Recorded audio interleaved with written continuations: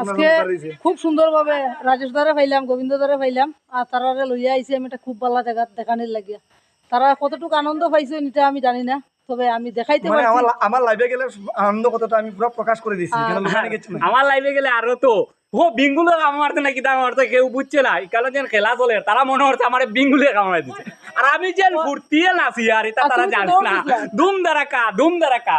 তো আমার গোবিন্দ ভাই একটু ফুর্তিবাদ মানুষ, ঠিক আছে। গোবিন্দ ভাইয়ের হয়তো মানে আপনারা এটা খারাপ পুরো কিছু পাই না, যে দেখুন হর এক ফ্রেন্ড কামিনা হতা হ্যায়, এক বাতে না, তো সমাজ আমারে কমিনা মানাই দিছি তারে কিটা করতাম। তো বন্ধুরা বন্ধুরা একটু কমেন্টে জানাইও আমরা শিবাজি ভাই, বন্ধুরা কিটা হইতাম। আমরা শিবাজি ভাই আর লেবুর বন্ধের কোনো বালা কিছু আমরা তুলিয়া ধরার চেষ্টা করবো, ওখানে খারাপও দেখাইমো, আজকে থেকে চেষ্টা করবো ভালো ভালো জায়গা লেবুর বন্ধের যেটা আছে এটাও আমি তুলিয়া ধরবো।